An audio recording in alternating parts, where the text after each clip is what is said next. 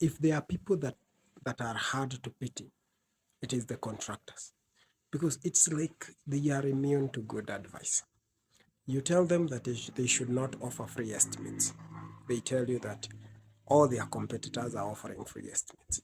And then you ask them, where did your margins go then? They tell you they cannot explain. Because if you're giving out free services, who is paying for those services? You tell them that you need to have all the change orders approved, signed upon, and they should be put in the contract. Tell you, no, this is just good customer service. We just do this, and then the client will approve it. Come on, how many of those change orders end up unpaid? Because come on, you have to learn from your mistakes. You have to learn from what actually happens.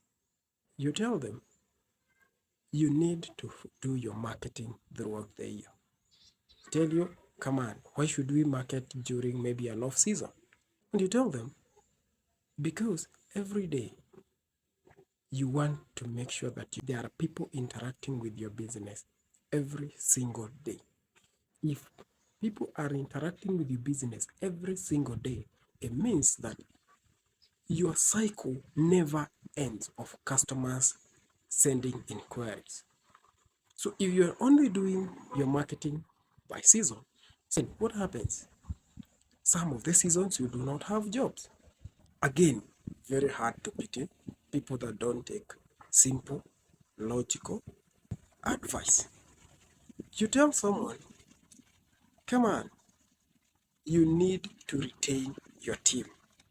You need to invest in your team. And they tell you, come on, I'm going to invest in them and they are just going to go. Well, why would they go? Would you leave a place where you are treated well? Come on.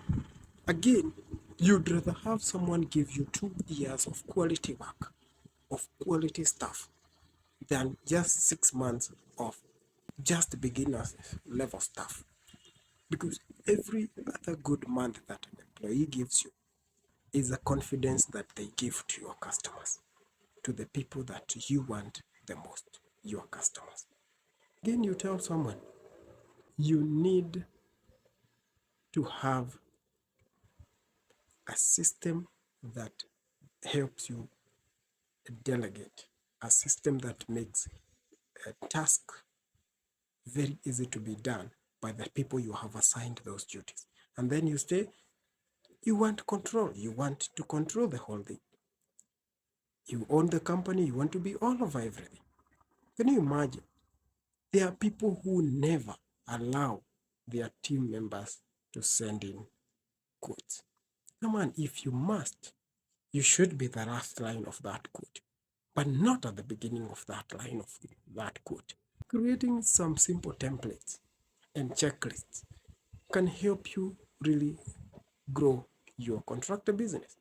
But again, it's very hard to pity someone who refuses to do that. And that is why you are working 16 hours. You're not working 16 hours because you need to work for 16 hours. It's because you have given yourself an additional 10 hours of unnecessary work. You have given yourself an additional 4 hours of absolutely glorious tasks that are neither making you happy nor even making you better. So it's very hard to pity that. Kindly comment.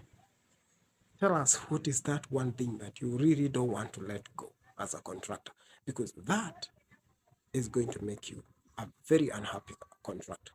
Thank you for watching.